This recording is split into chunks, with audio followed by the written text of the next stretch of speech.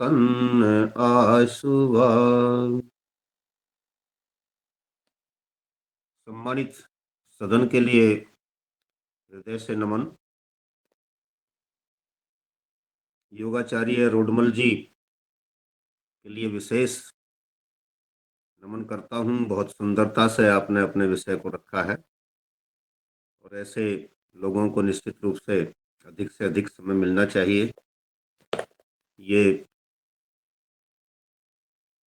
जो ऋषियों ने हमारे उन्हें कल्पना की है, कल्पना नहीं की है बल्कि उसको वास्तविकता में प्रस्तुत किया है। कुछ लोग भूसुर की उपाधि प्राप्त कर लिया करते हैं, यानी कि पृथ्वी के देवता। और भूसुर वही होता है कि जो संसार को सदगति की ओर ले चलने का संकल्प लेकर के जीवन को जीता है। तो मैं आपका हृदय से नमन करते हुए और संपूर्ण सदन को भी नमन करते हुए अपने विषय पर आ रहा हूँ। आज प्रवासी दिवस है। 1914 में आज ही के दिन महात्मा गांधी जी दक्षिण अफ्रीका से भारत लौटे थे। उसी की स्मृति में इस दिवस को समर्पित किया जाता है। एक प्रकार से संपूर्ण भूमंडल पर जहां जहां हमारे लोग, भारतीय मूल के लोग रह रहे हैं, वहां वहां तक हमारा राष्ट्र है और वो भी माँ भारती के प्रति अपना समर्पण दिखा सकें, इसलिए साल का एक दिन उनके लिए दिया गया। वैसे जो समर्पित होता है वो तो 365 दिन ही भारत के लिए समर्पित रहता है, परंतु फिर भी प्रतीकात्मक रूप से दिन है। तो आज इस दिवस की भी आप सभी के लिए बहुत बहुत शुभकामनाएं, बधाइयाँ। हमारे इतिहास की एक महानायिका का पिछले दिनों हमने अभी 3 जनवरी को जयंती मनाई थी, सावित्रीबाई फुले। उनका स्मरण भी बहुत आवश्यक है, क्योंकि जिस समय भारत में महिलाओं की बहुत दयनीय स्थिति थी, तब उन्होंने उसके लिए कार्य किया, अपने आप को प्रस्तुत किया और भारतवर्ष की पहली महिला अध्यापिका बनकर के एक इतिहास रचा। जब हम उनके बारे में ये कहते हैं कि वह भारतवर्ष की पहली महिला अध्यापिका थीं, तो इसका अभिप्राय ये नहीं है कि उससे पहले महिला कोई अध्यापक बनी ही नहीं थी।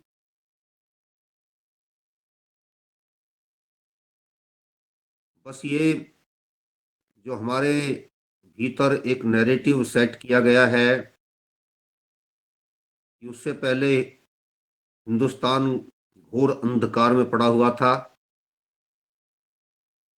महिलाओं का शिक्षा का अधिकार छीन लिया गया था, उनकी दयनीय स्थिति थी। मैंने पिछले बृहस्पतिवार को जब मेरा संबोधन हुआ था तब बताया था शायद कि महिलाओं का अधिकार यहाँ पर कब छीना गया। वेद अधिकार या अध्ययन का अधिकार कब छीना गया? जब मुसलमान यहाँ पर आए और उन्होंने मदरसा शिक्षा प्रणाली आरंभ की, और उसमें जो जिस प्रकार के अत्याचार महिलाओं पर होते थे, बच्चियों पर होते थे, उससे तात्कालिक आधार पर अपना एक सुरक्षा कवच बनाते हुए अपने आप को पीछे को हिंदू समाज ने हटा लिया। तो महिलाओं का पढ़ने का अधिकार एक प्रकार से उस पर अर्धविराम लगा दिया गया, स्थगित कर दिया गया तात्कालिक परिस्थितियों को देखते हुए। फिर ये एक राष्ट्रीय कुसंस्कार बन गया जो हमारे भीतर बैठ गया। हमने जबरन उनके साथ अत्याचार करते हुए गुरुकुलों तक में भेजना बंद कर दिया, यहाँ तक कि घर में भी पढ़ाना बंद कर दिया। ये व्यवस्था ऐसी थी कि जो दर्दनाक थी, पीड़ादायक थी। ऐसी कई शताब्दियां गुजर जाने के बाद जब एक महिला अध्यापिका बनी, तो वह अपने आप में एक शानदार इतिहास था, बड़ा क्रांतिकारी निर्णय था। अभी स्वामी दयानंद जी के जो उनके उत्तराधिकारी हैं, इस समय वंशज हैं, उत्तराधिकारी नहीं कहेंगे, उनमें से एक सज्जन बता रहे थे कि 1947 तक भी वे अपने आप को महर्षि दयानंद का वंशज या परिजन कहने में संकोच करते थे, डरते थे। समाज बहिष्कृत करता था उनको, वो अपमानित करता था, उपेक्षित करता था। क्यों करता था? कि स्वामी दयानंद जी ने अनेक प्रकार की ऐसी कुपरंपराओं का विरोध किया था जो समाज के लिए उचित नहीं थी, सनातन के लिए उचित नहीं थी। तो ऐसे परिवारों को कितने अपमान के क्षणों में जीना पड़ता है। और ये बात 1947 की नहीं हो रही। जब हम सावित्री जी के बारे में विचार कर रहे हैं, तो उनकी बात तो और भी 100 वर्ष पुरानी है। 1848 की बात है, जिस समय उन्होंने विद्यालय की स्थापना की। महात्मा ज्योतिराव गोविंदराव फुले, जो उनके पति देव थे। इतिहासकार लिखता है कि जब वह विद्यालय को पढ़ाने के लिए जाती थीं या उससे पहले अपने आप पढ़ाई कर रही थीं, तो लोग ईंट पत्थर मारा करते थे। इतनी सामाजिक स्थिति खराब थी उस समय हमारी, इस बात का अनुमान लगाइए। परंतु इसी बात पर विचार करते हुए उससे पहले की स्थिति पर कभी जो भारत का गौरव रहा, उस कालखंड की ओर भी हमको जाकर के देखना चाहिए। जब मदालसा, अनुसुईया, गार्गी, मैत्रेयी जैसी अनेक सन्नारियां इस देश में थी, जो शास्त्रार्थ किया करती थी, अच्छे अच्छे विद्वानों की बोलती बंद कर दिया करती थी। वो भी जमाना था, फिर ये भी जमाना आया। मैं इसलिए इस बात को इससे जोड़ करके कहने का प्रयास कर रहा हूं कि कभी ये मत सोचिए कि उससे पहले कुछ नहीं था। बीच में आए हुए दोष को चुनौती देने का काम करना, ये बहुत बड़ी बात होती है। चुनौती को चुनौती देना एक चुनौती बनी हुई थी। महात्मा ज्योतिबा जी ने उस चुनौती को अपनी ओर से चुनौती दी कि हम इसके विपरीत धारा में चलेंगे। लीक लीक गाड़ी चले, लीक ही चले कपूत, तीन चले बिन लीक के शायर सूर सपूत। लीक पकड़ना और लीक के अनुसार चलना, ये गाड़ी का काम हो सकता है, कपूत का काम हो सकता है। लेकिन समाज की धारा के विपरीत खड़े हो जाना और रोक करके खड़े हो जाना, इधर नहीं जाना, इधर चलिए, ये कहना किसी सूरमा का कार्य होता है। ज्योतिबा जी के उस कार्य को हमें इसी दृष्टिकोण से देखना चाहिए। समाज की गति को रोकने के लिए स्वयं छाती तान कर खड़े हो गए, इधर नहीं जाना है। बाल विवाह को गिराने का काम किया है। इस तरीके की जो परंपरा थी, कुरीति थी, उसके विरुद्ध सीना तान कर खड़े हो गए। पुरुष विवाह कर सकता है विधुर होने के बाद, महिला नहीं करेगी, इसके विरुद्ध आवाज उठाई। समाज को जागृत करने का प्रयास किया। और यह बताया कि इस प्रकार का आचरण वर्ण संकर संतानों को जन्म देने का काम करता है। महाभारत काल में आपने पढ़ा, जिस समय युद्ध की तैयारियां हो रही थीं, अनेक महिलाएं विधवा हो जाएंगी, अर्जुन कह रहा है, फिर वर्ण संकर संतानों के होने का खतरा पैदा होगा। देखिए, अपने समाज का एक मूल्य है ये, और इस मूल्य पर चिंतन हो रहा है उस समय। हम इसको हल्के में करके लेकर के आगे बढ़ जाते हैं। यदि ऐसा हुआ तो फिर उन वर्ण संकर संतानों के कारण समाज की गति बिगड़ जाएगी, वो दुर्गति को प्राप्त हो जाएगा, प्रगति का मार्ग अवरुद्ध हो जाएगा, समाज में अराजकता फैल जाएगी। इसका मतलब संतान उत्पन्न करना भी बड़ा मनोयोग का कार्य है। इसके गहराई में जाएंगे तो देखेंगे, संस्कारों पर जब हम विचार करेंगे कभी, तब इस पर विचार कर सकते हैं, प्रकाश डाल सकते हैं। लेकिन आज के प्रसंग में हम इस बात को इसलिए जोड़ रहे हैं कि ज्योतिबा जी ने इस बात की ओर देखा, और उसी बात को सावित्री जी ने अपने हृदय में अंगीकार करके, समाज की चुनौतियों को स्वीकार करके, ईंट पत्थर खा करके, अनेक प्रकार के अपमान सहन करके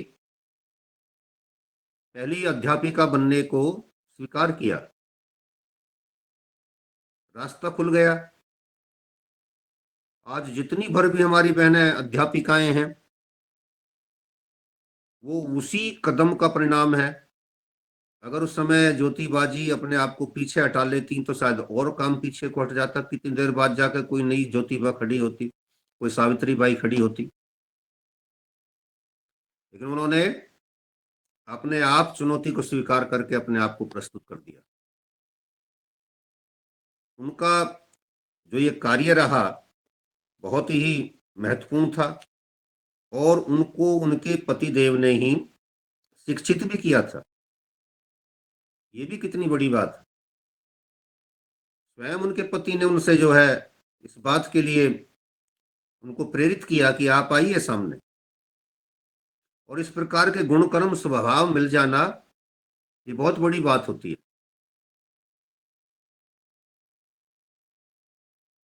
जहां गुण कर्म स्वभाव नहीं मिलते हैं, वहां पर विद्रोह की स्थिति घरों में बन जाती है, पैदा हो जाती है। लेकिन उन्होंने ये कहा कि आप इस दिशा में चलिए, मैं आपके साथ खड़ा हूं। उसको उन्होंने स्वीकार किया। इसका मतलब भीतर वो चीजें पहले से थीं। जब भीतर आपके कुछ कीटाणु गजबजाहट करते रहते हैं, कुलबुलाहट करते रहते हैं, तभी आप उस दिशा में चलते हैं। योगाहार कार्यक्रम से वही जुड़ेगा जिसके भीतर योगाहार समाया होगा। किसी को आप जबरन नहीं ला करके बैठा सकते। तो यही स्थिति जो है उनकी थी, और उन्होंने उस बात को स्वीकार करके, अपने पतिदेव की बात को स्वीकार करके आगे बढ़ना उस पर आरंभ किया। तो भारत की पहली महिला शिक्षिका बनकर के समाज की रूढ़िवादिता पर उन्होंने प्रहार किया, रूढ़िवादी सोच पर प्रहार किया, और उसी दिशा में आगे बढ़ करके उन्होंने काम करना आरंभ किया। 5 सितंबर 1848 की घटना है, जब पुणे में केवल महिलाओं के लिए कार्य करने के लिए, केवल महिलाओं का उत्थान करने के लिए एक विशेष विद्यालय की स्थापना की गई। एक प्रकार से ये वो क्रांति का आवाहन था कि हम जैसे थे कभी, वैसा ही बनने के लिए उठ खड़े हुए हैं। यानी हम फिर से घोषा, अपाला, मदालसा, गार्गी, मैत्रेयी, सावित्री, सीता, द्रौपदी, द्रौपदी बहुत विदुषी महिला थी, कुंती, गांधारी, उनके संवाद सुने, दांतों तले उंगली दबा लेता आदमी। हम फिर से वही निर्माण करने के लिए उठ खड़े हुए हैं। एक नन्हा सा कदम आजादी से सही 100 साल पहले उठाया गया। वैचारिक क्रांति के क्षेत्र में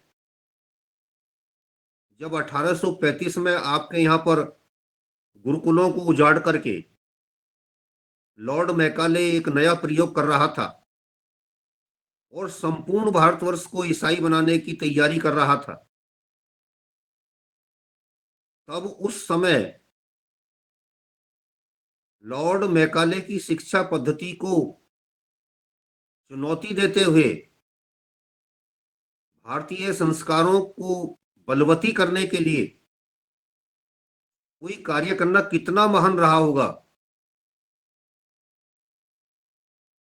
हम तनिक कल्पना करें कि ऐसा करके महात्मा ज्योतिबा जी ने और सावित्री बाई जी ने अपने आप को कितने जोखिमों में डाल दिया था, लेकिन काम करना आरंभ किया।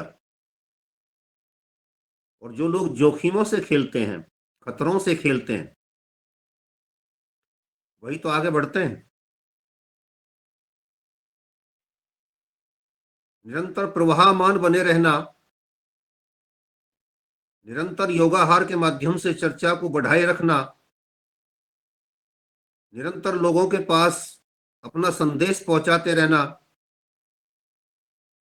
यह भी एक चुनौती होती है। कई लोग उपस्थिति को देख करके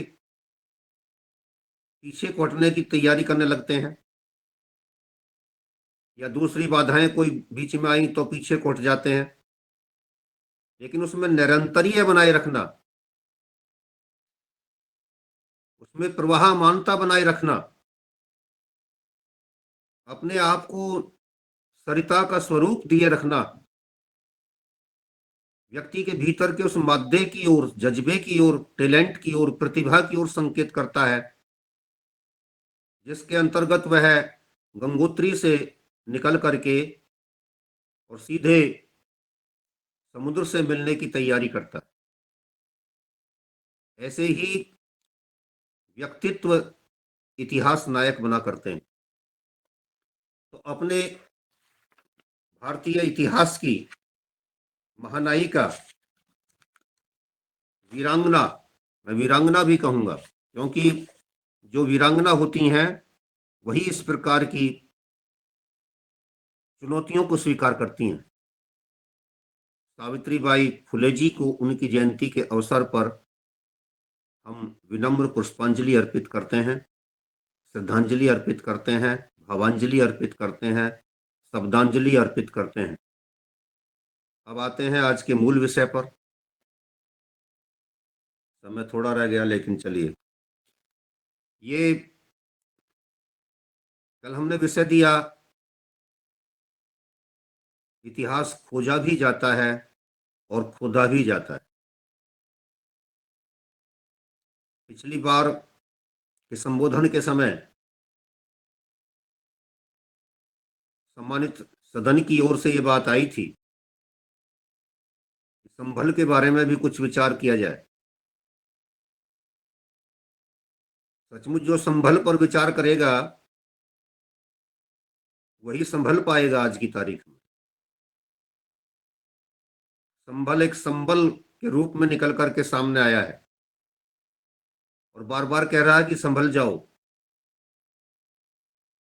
नहीं तो 250 फीट गहराई में दाबे जाओगे। धर्मनिरपेक्ष तोतों के लिए, सेकुलरिस्ट गैंग के लिए बेशक ये बात चिंता का विषय ना हो, लेकिन राष्ट्रवादी लोगों के लिए निश्चित रूप से चिंता का विषय है।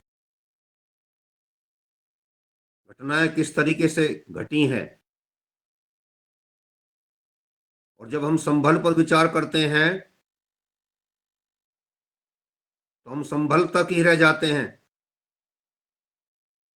संभल के अतीत की ओर नहीं जाते। और आपके इतिहास के विकृतीकरण का यही कारण है, उसको विकृत करने का यही उद्देश्य भी था कि हमको आपको अपनी जड़ों से काट दिया जाए। हम संभल से केवल यहां तक पूछें कि अकबर कौन था, बाबर कौन था, हुमायूं कौन था, शेरशाह सूरी कौन था, उससे पहले तुगलक कौन थे, गौरी कौन था, गजनी कौन था, पृथ्वीराज चौहान के बारे में भी थोड़ा सा आ जाता है उसके बारे में।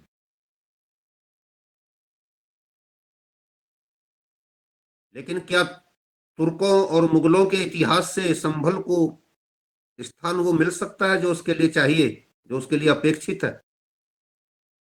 कदापि नहीं। इससे पूछना पड़ेगा, तुम मौर्यों के काल में क्या कर रही थी? तेरा महाभारत काल में क्या अस्तित्व था? तेरा रामायण काल में क्या अस्तित्व था? इसके लिए इतिहास खोजना पड़ता है, खोदना पड़ता है। जिन लोगों को यह आपत्ति हो रही है क्यों खोदा जा रहा है, क्यों खुदाई हो रही है, उनको हम ये जवाब दे सकते हैं, अपने इतिहास को सुरक्षित रखने के लिए, अपनी पीढ़ियों को ये बताने के लिए कि हमारा कितना गौरवपूर्ण अतीत रहा है। ये जरूरी है। जब जब अंधेरों ने उजालों से दोस्ती की है, जला के अपना ही घर हमने रोशनी की है। सबूत है मेरे घर में धुएं के ये धब्बे, सबूत है मेरे घर में धुएं के ये धब्बे, यानी संभल में जो कुछ हो रहा है, सबूत है संभल के ये धब्बे, ये खोदी गई चीजें कि कभी यहां उजालों ने खुदकशी की है। उजालों ने खुदकशी की, आत्महत्या की, हमारे गौरव ने आत्महत्या की, या कहिए कि उसको सूली पर चढ़ाया गया। तो क्या हम अपने इतिहास के बारे में जाकर के इतिहास के पृष्ठों से ये नहीं पूछ सकते कि वो कौन कौन से जगह हैं, कौन कौन से स्थान हैं जहां जहां पर हमने खुदकशी करते हुए इतिहास को देखा है? आपने पांचाल का नाम सुना होगा। पांचाली, द्रौपदी जहां की थी, अभी पहले भी हम उसका उनका नाम ले रहे थे। द्रौपदी जहां की थी, यह वही पांचाल प्रांत है, पांचाल देश है। इसी से लगता हुआ बरेली का क्षेत्र, मुरादाबाद का क्षेत्र, कासगंज का क्षेत्र, हाथरस का क्षेत्र, फरुखाबाद, ये सारा का सारा जो क्षेत्र है, ये आपको अपने उस स्वर्णिम अतीत की ओर ले जाकर के खड़ा करता है,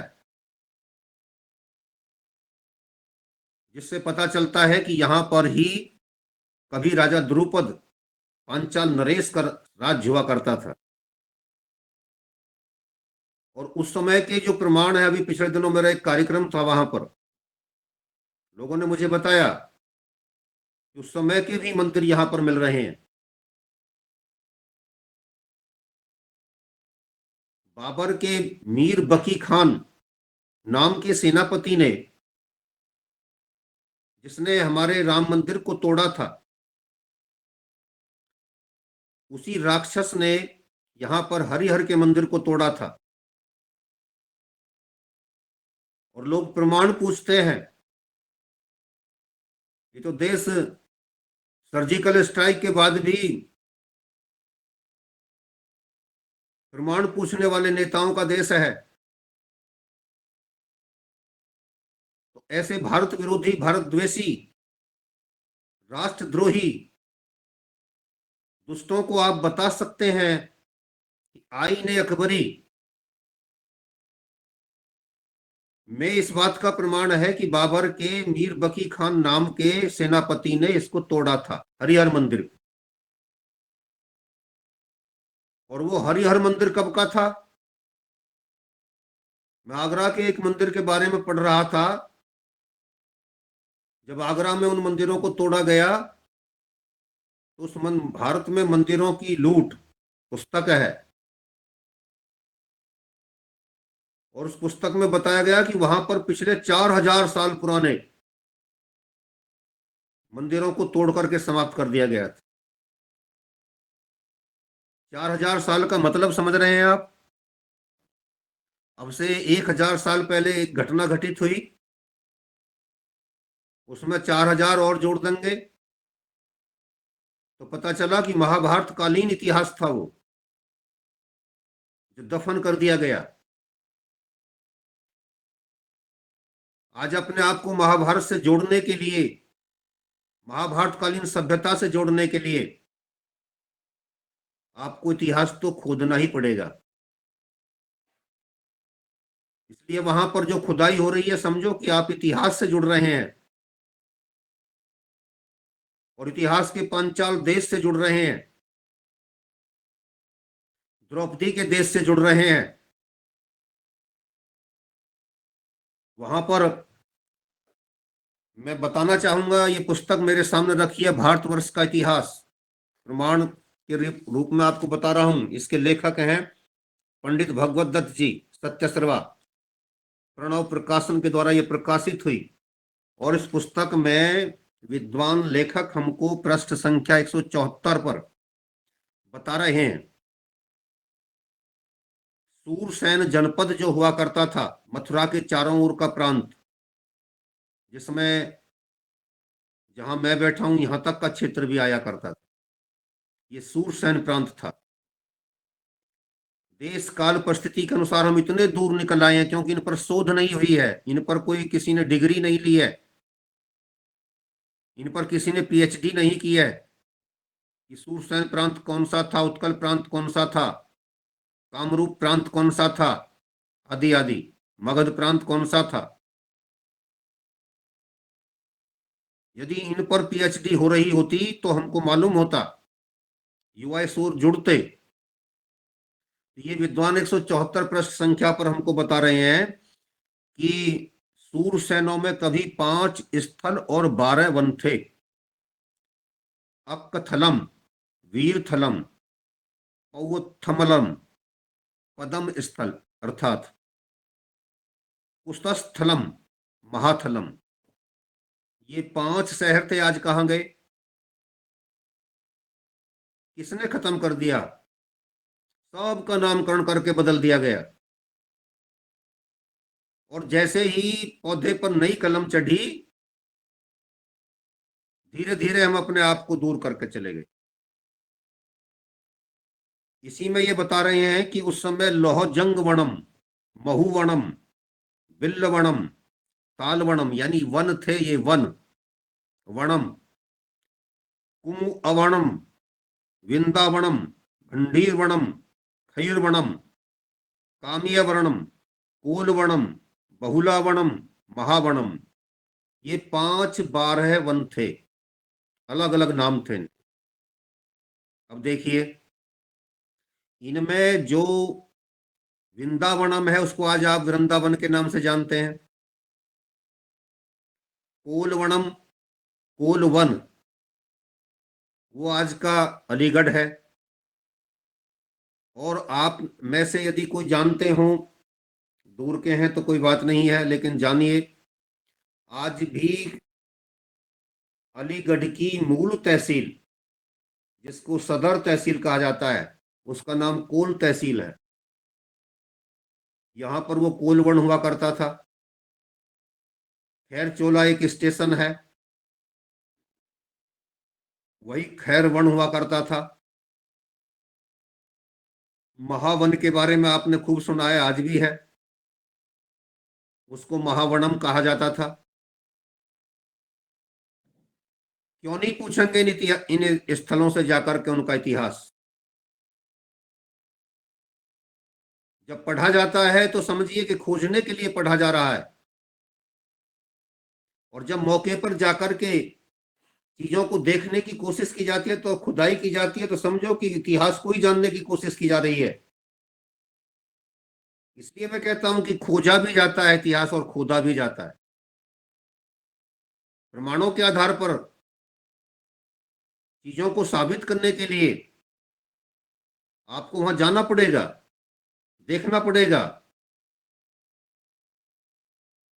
किस राक्षस ने हमारे संभल पर जाकर के अटैक किया था और क्यों किया था, ये तो देखना ही पड़ेगा। इसी से थोड़े आगे चलेंगे आप, संभल आगे कासगंज है और पड़ोस में फर्रुखाबाद है। फिर हमने आपने बहुत अच्छी तरह घटना सुनी है, जिस समय महाभारत में वारणाव्रत में, जो आज का बरनावा कहलाता है, उस वारणाव्रत था उस समय। वहीं पर उस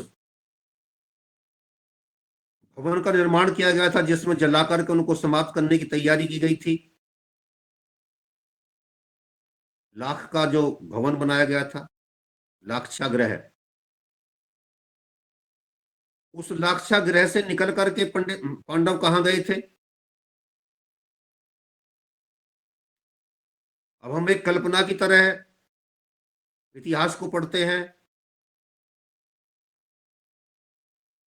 और जब नेहरू के दृष्टिकोण से इतिहास को पढ़ा जाता है, मेरी पुस्तक वो इसी महीने में बहुत जल्दी आने वाली है, जो मैंने उस पर लिखा है,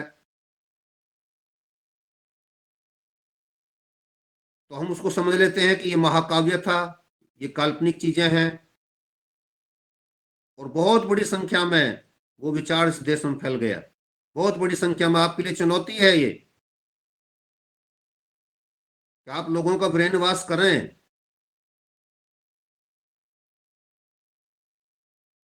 बात छोटी नहीं होती है, मंच छोटा नहीं होता है, सदन छोटा नहीं होता है, सदनों से ही चीजें निकला करती हैं, सदनों से ही आवाज निकल करके दूर तक जाया करती है,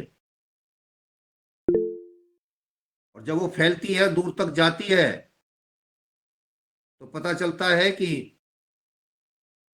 इलाज होने लगा, उपचार होने लगा। तो यहां से वो वहां से निकल करके कहाँ गए थे? इतिहास की सच्चाई को जानकर मालूम होता है कि वो इसी संभल से निकल करके आगे की तरफ कासगंज, कासगंज से आगे जो आज का फर्रुखाबाद है, वहां पहुंचे थे। और वहां पर वो भारगायन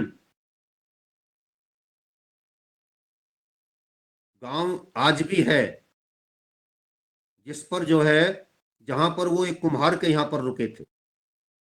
आपने वो घटना सुनी होगी। वो स्थान आज भी है, और इसी पुस्तक में वो उसकी जानकारी मिलती है हमको। पढ़ें इस पुस्तक को, भारतवर्ष का इतिहास, पंडित भगवत दत्त जी की। अनेक अनेक चीजों से पर्दा हटाया गया है, बताया गया है कि वो स्थान कौन सा था। हमको, जब हम इस तरीके से इतिहास का अवलोकन करते हैं, जानकारी लेते हैं, तो अपने स्वर्णिम अतीत की जानकारी मिलती है।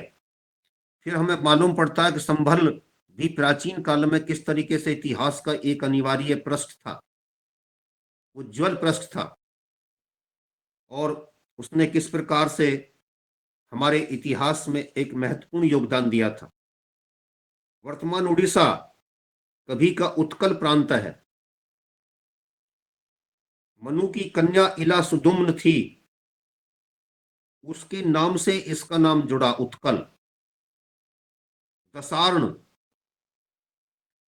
दसार्ण नाम के 3 प्रांत उस समय थे। ये बता रहे हैं कि 2 दसार्ण का उल्लेख प्राय कई विद्वानों ने किया है। नंदूलाल दे ने उन लेखकों का मत संक्षेप में प्रकट किया है। तदनुसार एक दसार्ण पूर्व में था और एक पश्चिम में। पूर्व का दसार्ण वर्तमान छत्तीसगढ़ का प्रांत है। पश्चिम का दसार्ण विदिशा के चारों ओर था, उसी में भोपाल का प्रांत था। वही दसार्ण नदी बहती है। ऋण का अर्थ दुर्ग भूमि और जल है।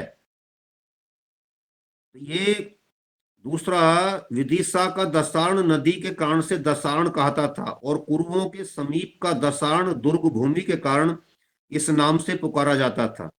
इस तीसरे दसार्ण की ओर किसी विद्वान का ध्यान आज तक नहीं गया। और एक दसार्ण और भी था, उसे भी नोट कर लें। पृष्ठ संख्या 183 पर यह पुस्तक हमको बता रही है हरियाणा, रोहतक, हिसार, सिरसा आदि प्रदेशों को भी कभी दसार्ण कहते थे। दसार्ण और हरियाणा की एकता में अद्भुत साम्यता है। तो विराट नगरी जो हुआ करती थी वो आजकल के अलवर अजमेर की ओर हुआ करती थी। वहां पर आज भी एक शहर मिलता है, कस्बा मिलता है, जिसका नाम बैराठ है। बैराठ आजकल बोलने लगे, बिगाड़ करके बोलने लगे। वही विराट नगरी थी जहां पर अज्ञातवास के लिए पांडवों ने अपना 1 वर्ष गुजारा था। कल मेरे पास एक पत्रकार महोदय बैठे थे, बातें यही इतिहास की चल गई थी। मैं उनसे कह रहा था इतिहास तो हर जगह बिखरा पड़ा है, हर स्थान पर है। जहां पर आप सब लोग बैठे हैं अपने अपने स्थानों पर, वहां भी इतिहास छुपा पड़ा है। खोदिए खोजिए। मैं उनसे पूछ कहने लगा, मेरे सामने पीपल का पेड़ है, 200 वर्ष पुराना है, इसका भी एक इतिहास है। जहां मैं बैठा हूं, यहाँ कभी जूनियर हाई स्कूल हुआ करता था। उसने सैकड़ों बच्चों का निर्माण करके यहाँ से भेजा, राष्ट्र के लिए समर्पित करके भेजा, वो भी एक इतिहास है। यहाँ पर एक बड़ी शानदार बिल्डिंग हुआ करती थी, उसको लोग उठा करके ले गए, यानी कि ईंटों को तोड़ फोड़ करके ले गए, वो भी एक इतिहास है।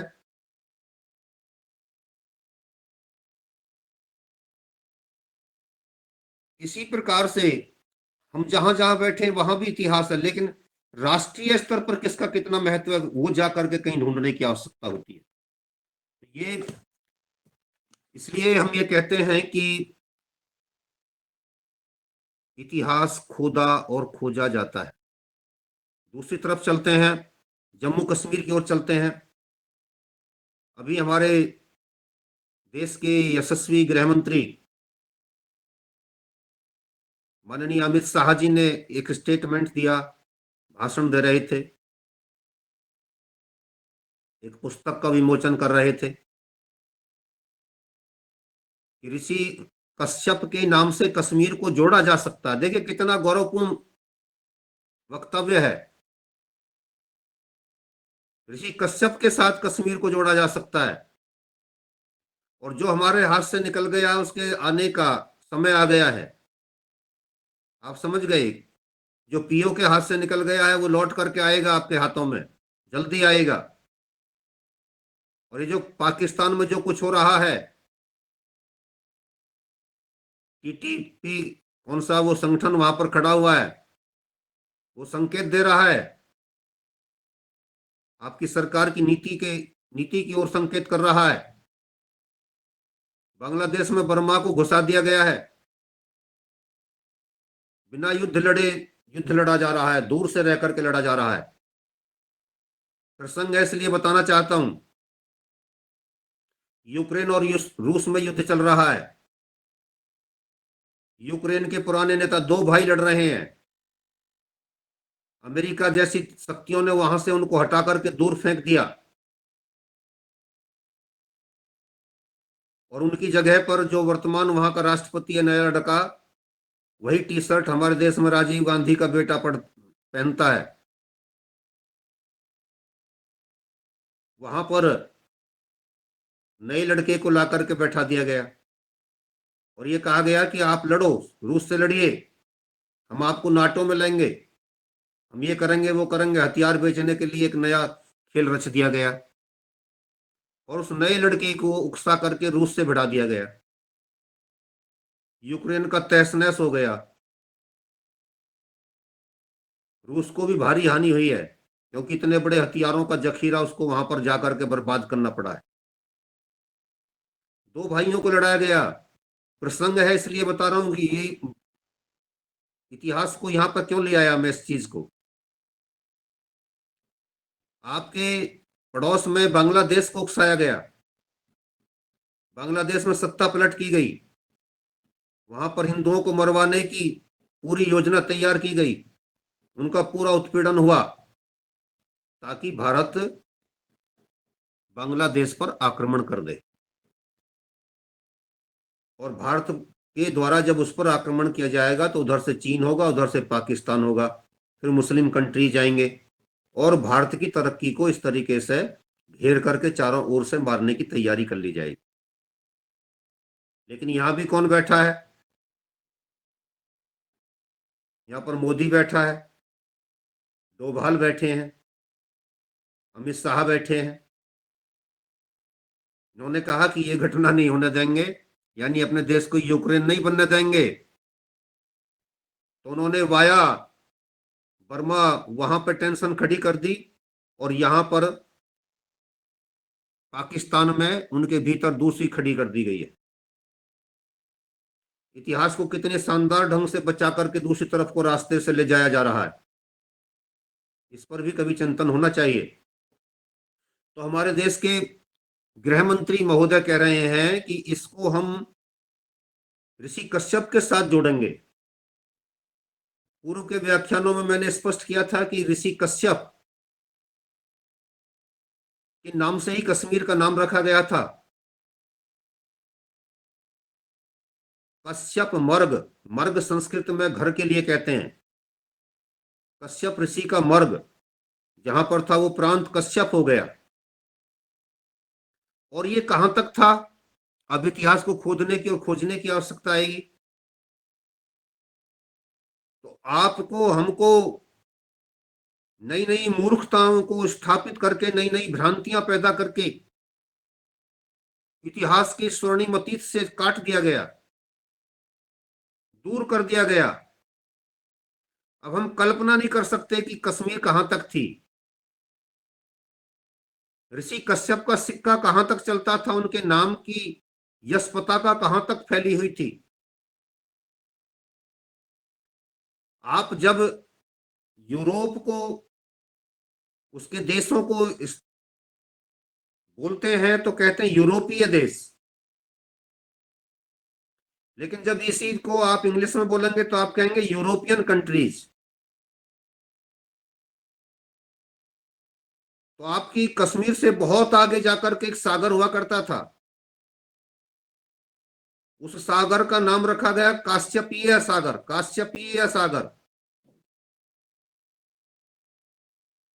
कश्यप ऋषि का सागर।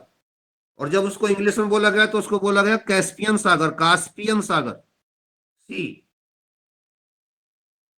तो जो काश्यपीय सागर था वह आजकल कैस्पियन सागर के नाम से माना जाता है, देखा जाता है, सुना जाता है। अब आप देखिए,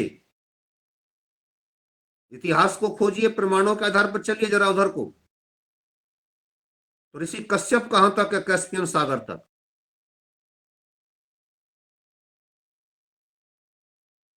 और जिस पर हम पूर्व में बहुत कई बार चर्चा कर चुके हैं कि संपूर्ण यूरोप और एशिया मिलकर के जम्बू द्वीप बना करता था। तो जम्बू द्वीप कहां तक था, आज कहां आ गया? जम्मू कश्मीर। तो अब जम्मू कश्मीर को जरा विस्तार दे दीजिए,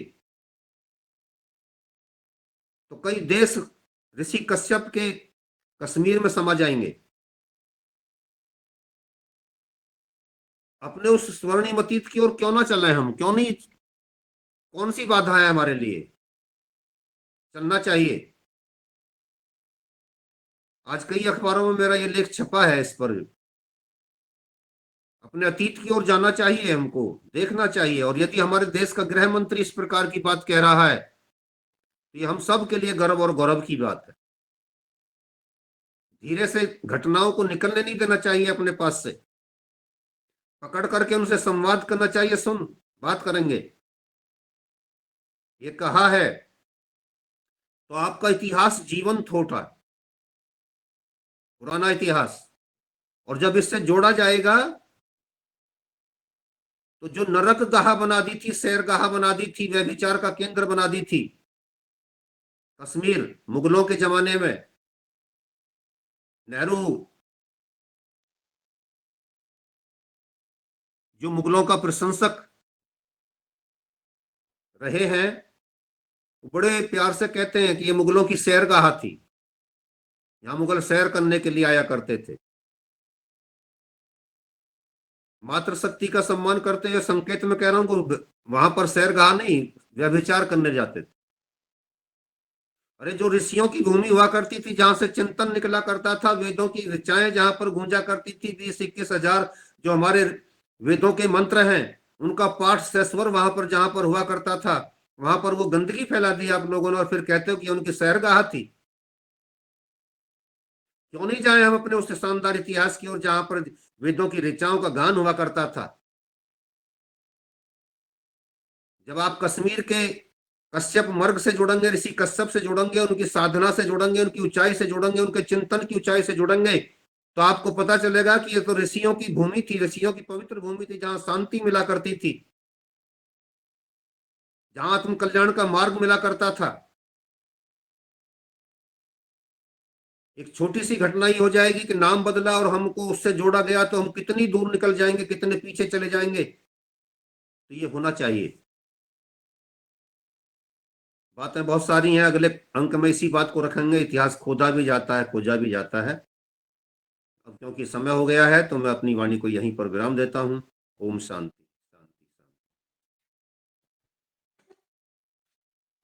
शांति। जी, आदरणीय, बहुत ही हम इतिहास की विराट नगरी में विचरण कर रहे हैं आपके माध्यम से, और आपने शुरुआत की कि जो हमने नए भारत में आज़ादी के बाद या उसके आस-पास शिक्षा में भी कुछ परिवर्तन हुई, और हम अपन ये भी हमें गर्व है कि ज्योतिबा फुले पर जो आपने जानकारी दी। लेकिन ये बात भी रखी कि हमें गर्व होना चाहिए, जो बातें आज हम समझ रहे हैं कि हम शिक्षा के क्षेत्र में आगे बढ़ रहे हैं, वो भी कभी एक पड़ाव था जब शिक्षा के क्षेत्र में हमारी बहनें शास्त्रार्थ करती थीं, और लोका, घोषा, अपाला, गार्गी, मैत्री, द्रौपदी, कुंती, गांधारी के उदाहरण आपने रखे, और ऐसे न जाने कितनी माताएँ, कितनी बहनें जिन्होंने भारत को सँवारा होगा और इस भारतवर्ष को बनाया होगा हज़ारों हजार वर्ष से। लेकिन चुनौती ये है कि उस अंधकार के युग को कैसे फिर से हटाया जाए, उससे कैसे धूल की परतों को उघाड़ा जाए, ताकि हम अपने उस अतीत को देख सकें। और इतिहास को देखना, इतिहास की बातें करना और इतिहास की जीवंतता को समझना, उससे सीखने में है, उसको सीखने से आगे बढ़ने में है। और इसीलिए कि मिट्टी खोद कर तो पत्थर निकल ही जाते हैं, जहाँ भी खोदें वहाँ इतिहास की बातें आती हैं। और इतिहास की बातों में प्राचीन काल में भी और भारत की अनेक सभ्यताओं में भी और अब वर्तमान में भी ये बातें उजागर हो रही हैं और सभी के सामने हैं।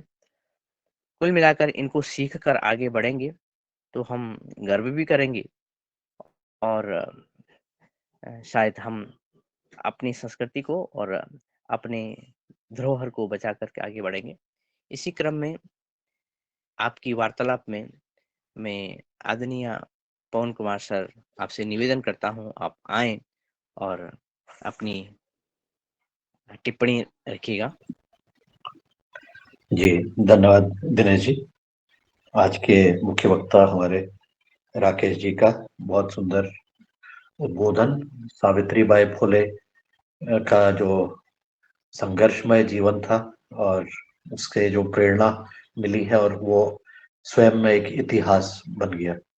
मुझे भी सौभाग्य हुआ उनका जो घर पुणे में है, जो पुरातन उनका जो घर है, उसको एक बार जाने का, वहां पर देखने का। बहुत सुंदर, बहुत ही मतलब बहुत ही सामान्य घर में रहने वाली एक महिला, उनके बारे में आज आपने बताया तो मेरे भी विजिट की मेरी यादें ताजा हो गई पुणे में जब मैं गया था कई वर्ष पहले।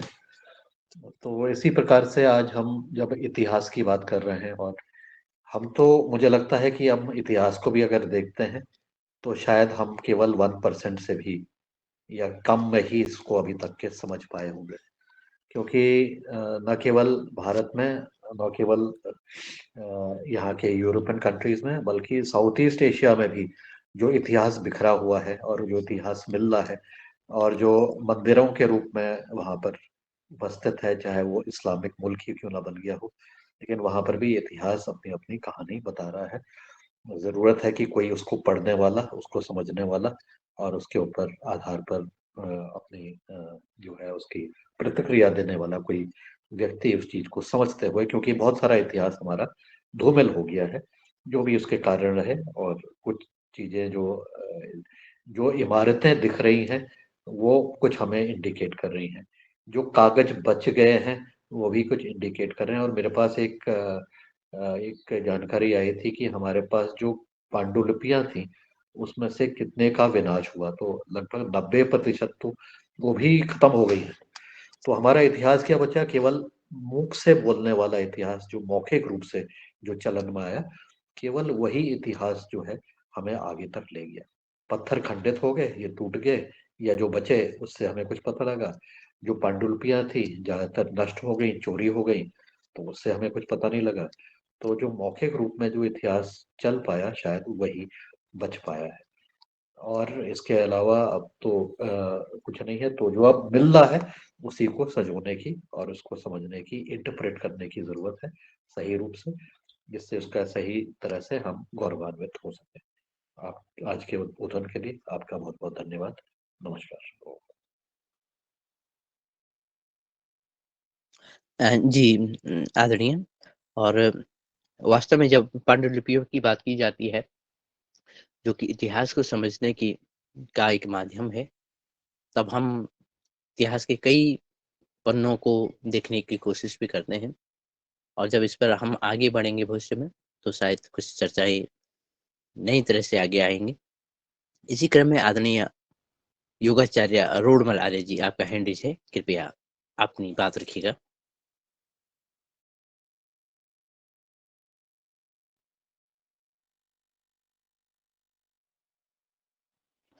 आदरणीय नहीं अरविंद आदरणीय, वो मेहरा। तो हो गया होगा गलती से। जी हो जी जी, धन्यवाद आदरणीय। आदरणीय अरविंद मेहरा जी, आपका हैंड रेज़ है, कृपया बात रखिए। जी ओम, सदन को नमन।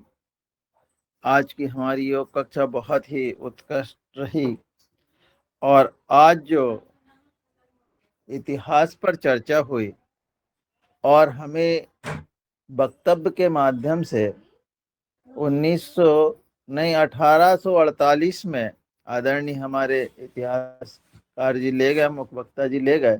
निश्चित रूप से वह बहुत ही जटिल परिस्थिति रही होगी, और उसमें से भी संघर्ष करके हमारी वीरांगना और उनके वीर पति ने उन्हें आगे बढ़ाया, ये अनुकरणीय है। मैं चूंकि अभी यहाँ पनवेल में हूँ, और कल एक मौका मिला कि हम यहाँ से करजत की ओर गए, और जब हम करजत की ओर जा रहे थे तो जो पश्चिमी घाट पर्वत है, और उस पश्चिमी घाट पर्वत में जो वन है वो बहुत सघन है।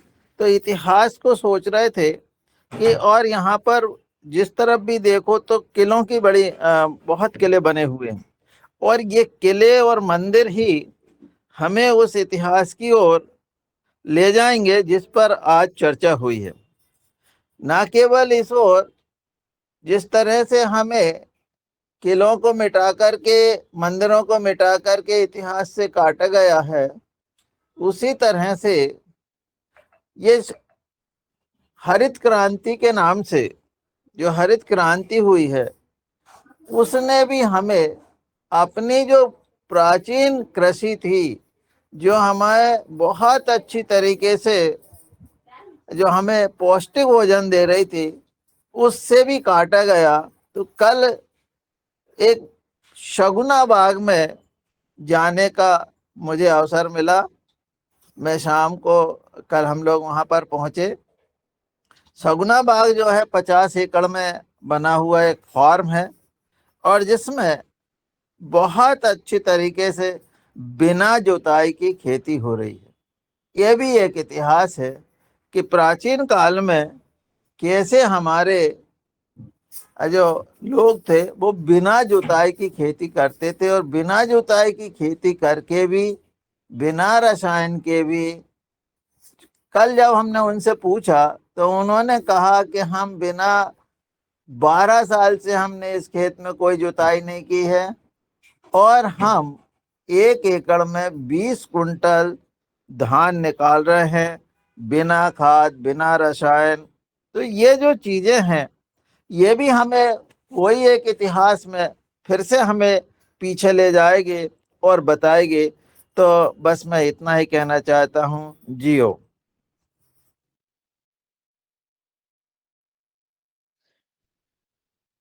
जी, धन्यवाद सर। आपने अपने अनुभव को, इतिहास को विचरते हुए अपने इर्द गिर्द देखा है, ये बात रखी है। आदरणीय अमोल सिन्हा जी।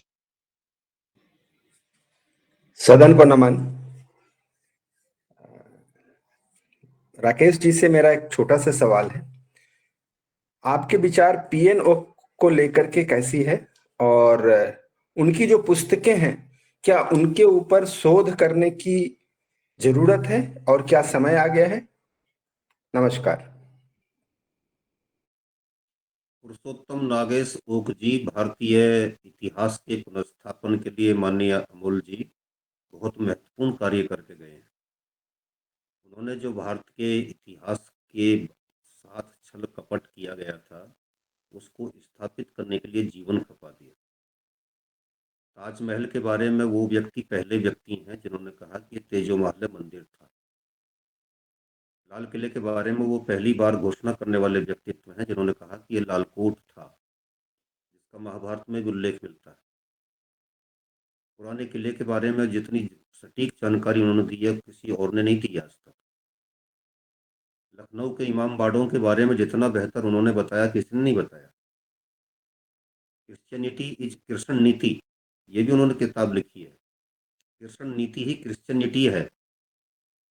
और किस प्रकार से कृष्ण जी संपूर्ण यूरोप के योद्धा के रूप में मान्यता प्राप्त थे, किस प्रकार से उनका वहां पर सम्मान हुआ करता था, ये भी उन्हीं से जानकारी मिलती है। कौन कहता है अकबर महान था, ये भी उन्हीं की पुस्तक है, और पूरी मोटी पुस्तक है। पूरी मोटी पुस्तक को पढ़ने से पता चलता है कि एक नंबर का जाहिल व्यक्ति था, व्यभिचारी था, बहुत सारी चीजें। तो निश्चित रूप से उसको न केवल पढ़ने की आवश्यकता है, बल्कि जो आपने ही कहा है, उन पर रिसर्च करने की भी आवश्यकता है। आज हमें अपनी युवा पीढ़ी का ध्यान ही इस ओर आकृष्ट करना चाहिए कि शोध करनी है तो इन बिंदुओं पर करो। यह है तुम्हारा शानदार अतीत। हमें किसी से कोई लेना देना नहीं है, यानी कि किसी की हम आलोचना करने के लिए यहाँ नहीं बैठ जाते हैं, ना बैठना चाहिए। समय नष्ट करने की इससे कोई फायदा नहीं है। लेकिन जब मैं 1 मिनट में अपनी बात को समाप्त कर रहा हूँ, फिरोजाबाद में 65 साल पुराना मंदिर मिला, अभी अखबार में पढ़ा होगा आपने। प्रयागराज में 250 साल पुराना मंदिर मिला, और कहाँ मिला? मुस्लिम आबादी के बीच मिला। खोदा गया, मालूम पड़ा तो घटनाएं देख करके आप दंग रह गए। कानपुर में यही स्थिति हुई। आपको मिटाया जा रहा है, रोज मिटाया जा रहा है। पुराने समय में जानने की आवश्यकता नहीं, आज भी तो मिटाया जा रहा है आपको। तो पुरुषोत्तम नागेश ओक जी का तो महिमा मंडन होना चाहिए, उस पर रिसर्च होनी चाहिए। उनके साहित्य को बच्चों को पढ़ने के लिए दिया जाना चाहिए। मैं आप सबसे भी निवेदन करूंगा, कोई भी पुस्तक उनकी ला करके दीजिए। भारतीय इतिहास की भयंकर भूल है। उनका लगभग सारा साहित्य मेरे पास में संपूर्ण ब्रह्मांड, संपूर्ण भूमंडल के लिए उन्होंने लिखा। भारत का विश्व साम्राज्य कहाँ कहाँ तक था, कैसा कैसा था, इस बच्चों को ला के देनी चाहिए हमको। उनका पुस्तक मिल जाती है, किसी को नहीं असुविधा हो रही हो तो मुझे बता देना, मैं बता दूंगा पता कहाँ से मिलेगी, लेकिन बच्चों को पढ़ाओ। धन्यवाद जी, सॉरी मैं फिर से आ रहा हूँ। इनफैक्ट मेरा जो सवाल यही था कि उनकी पुस्तकें आज कहाँ उपलब्ध है। मैंने कुछ पुस्तकें आज से 20 साल पहले पढ़ी थी, और जब मैं नागपुर जैसे सिटी में बड़े बड़े प्रकाशक या बड़े बड़े जो किताब बेचने वाले जो घराने हैं उनसे बात करी, तो उन लोगों ने कहा कि नहीं, वो पुस्तकें अब उपलब्ध नहीं है। तो मैं आपसे तो जानना मैं चाहता हूँ कि बताऊं आपको, अमर स्वामी प्रकाशन गाजियाबाद लिख लें आप। जी हाँ, अमर स्वामी प्रकाशन गाजियाबाद। ठीक है सर, ये एड्रेस मैं बाकी गूगल कर लूंगा। अमर प्रकाश मैं वो भी दे देता हूँ ना आपको, जी, नंबर दे देता हूँ। 991033, कभी लिख लें जिसको भी आवश्यकता है। 991033 6715 9910336715। लाजपत राय अग्रवाल जी हैं, इनसे आप मेरा नाम लेकर के बात कर लें, ये उपलब्ध जी करा देंगे।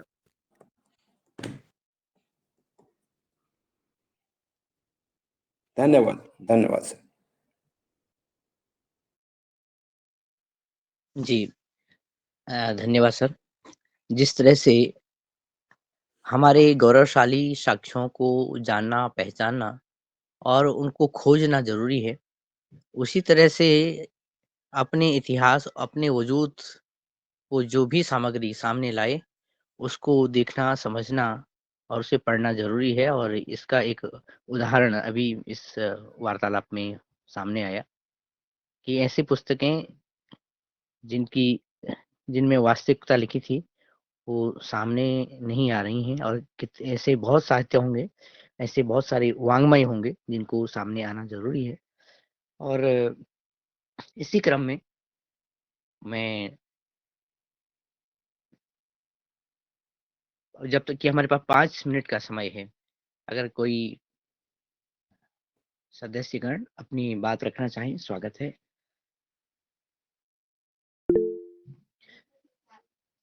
जी, आदरणीय प्रणाली मराठी दीदी जी। ओम, सदन को सादर वंदन, प्रणाम।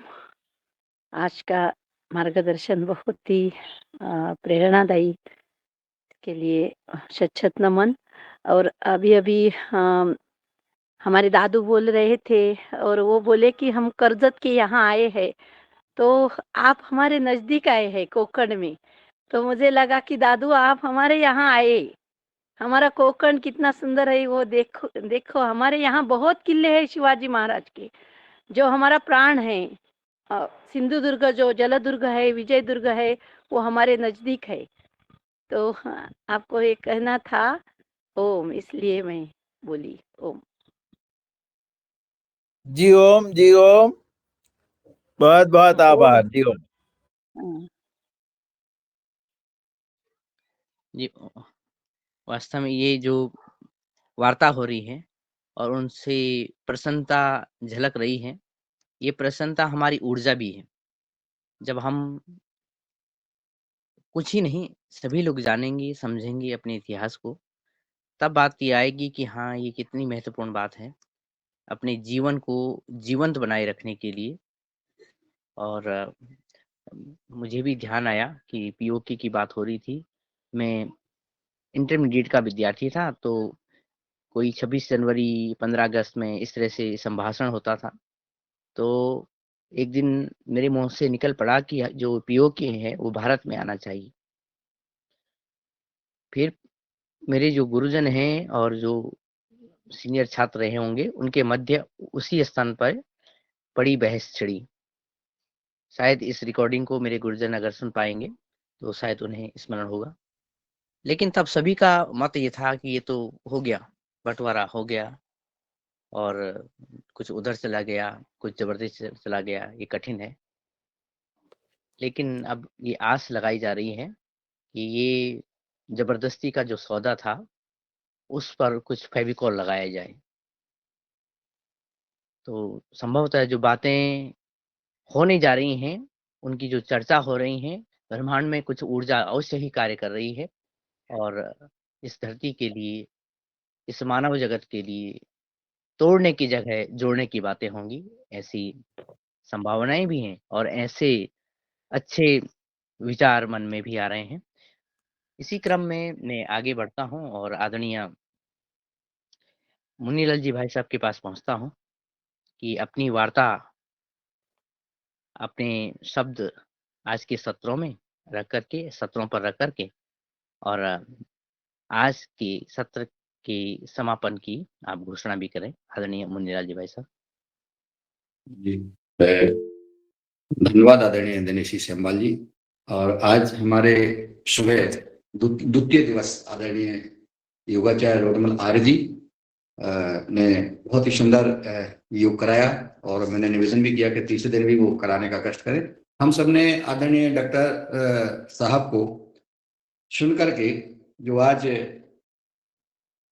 आपने इतिहास, और वो इतिहास याद करें, ये कहानी नहीं है कि उस समय एक महिला शिक्षा के क्षेत्र में जब आगे निकलती है तो कितनी यातनाएं होती हैं। एक यातना, अगर हमें ब्लड चेक कराने के लिए अगर हम सुई लगाते हैं तो कितना तकलीफ होती है, ये हम स्वयं जाते हैं और उसमें, लेकिन जब जो यातनाएं इनको दी गई, उन यातनाओं को से वो यातनाएं क्यों सह रहे हैं?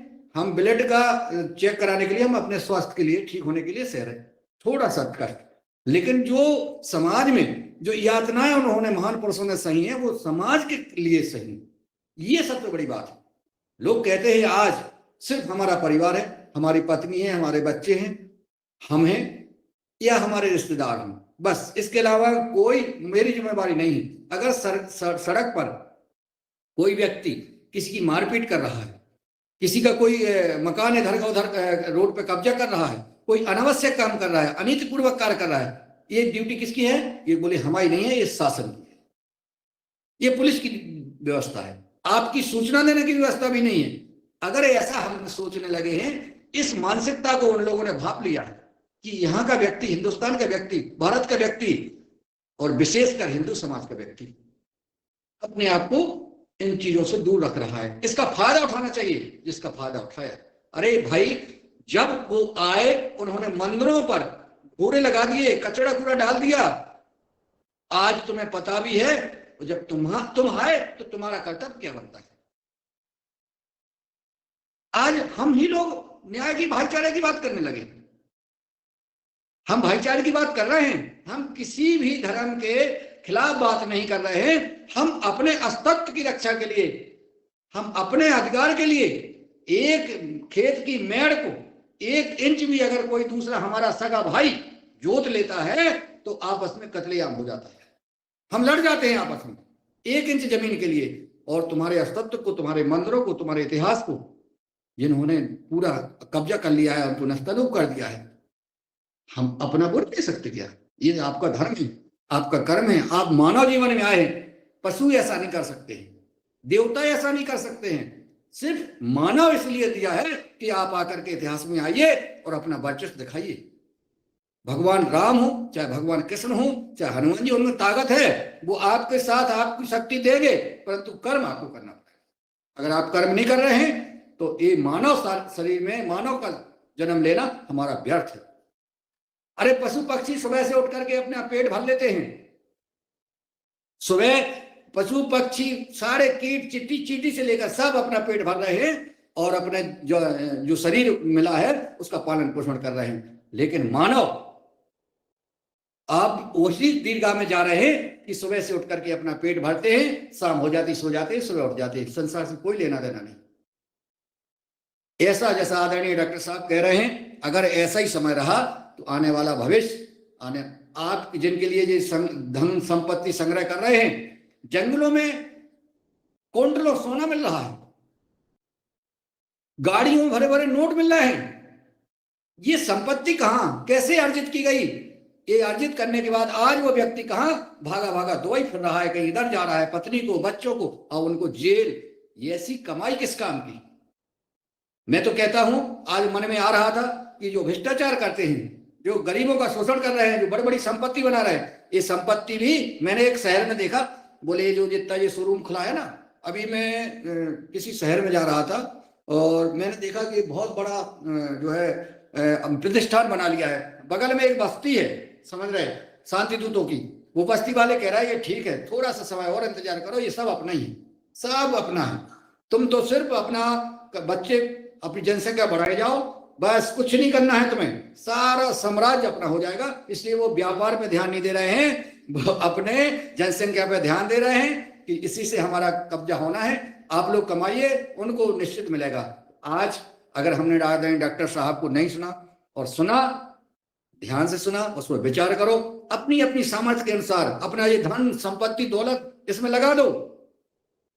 ऐसे समुदाय भी हैं अपने समाज में कि जिनको सिर्फ आपका साथ चाहिए, आपके द्वारा थोड़ी अर्थव्यवस्था चाहिए, उनको उनके पास साधन और संसाधन जोड़ दो, वो सब कुछ करने के लिए तैयार है। आगे बढ़िए आप, आपके पास जितना धन है उस धन में से 25% धन इसमें लगाइए ना आप। वो लगा रहे हैं, वो 2 लाख रुपए ओबीसी के बच्ची के लिए, 4 लाख रुपए ब्राह्मण की बच्ची के लिए, आप करिए, आप लव जिहाद आप लाइए अपने घर में, उनके माता पिता अपना रहे हैं, सारी चीज उल्टे सीधे सारे काम कर रहे हैं, तुम्हारे पास इतनी धन संपत्ति है, तुम क्या कर रहे हो? मेरा ऐसा प्रार्थना है कि आगे बढ़े, ये रक्षा आपके लिए है, ये आपके परिवार, जिस परिवार आने वाली पीढ़ी के लिए आपकी, नहीं तो आने वाली पीढ़ी आपकी दुर्दशा बहुत होगी। जैसा आदरणीय जी ने कहा है कि उस समय बच्चियों ने शिक्षा इसलिए बंद कर दी थी कि वो सुरक्षित नहीं थी, अपनी सुरक्षा की दृष्टि से अपने अंदर रखती थी। आज हम कहां कहां ऐसा कर पाएंगे? मेरा प्रार्थना है, करवत प्रार्थना, आगे बढ़े हर व्यक्ति का। हम कह रहे तुम्हारे अंदर सिर्फ बोलने की क्षमता है तो बोल दीजिए, आगे बढ़ जाइए, कहीं भी खड़े हैं आप वहां चर्चा करिए, उसका बहुत प्रभाव पड़ता है।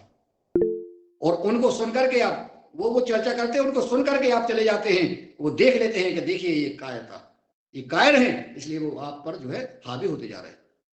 आप लोग भी अपना अस्तित्व बढ़ाएं और भारत के इतिहास को पुनः स्थापित करें। समय हो गया है और मैं पुनः प्रणाम करता हूं आदरणीय डॉक्टर साहब को, जो लगातार इस युवहार कार्यक्रम में अपना अमूल्य समय, आप सोते नहीं हैं, आप कितना अध्ययन करते हैं, कितनी सोच रहे हैं, आपको क्या लेना देना नहीं तो, लेकिन नहीं, वो कहते हैं कि मेरा कर्तव्य है, मैं जितना कर सकूं उतना मैं करूंगा अपने जीवन में। तो यही कई आदरणीय डॉक्टर राकेश जी अगर अपने ऐसे विचार बन जाए तो ये निश्चित है कि आगे आने वाला भविष्य बहुत कुछ अच्छा कर पाएंगे हम। और हम तो निश्चित पूरे देश के लिए, राष्ट्र के लिए, गौ माता के लिए, समाज के लिए समर्पित हैं और जितना जो हो सकेगा, जो सामर्थ्य है वो संसार कर रहे हैं और हम सब करेंगे।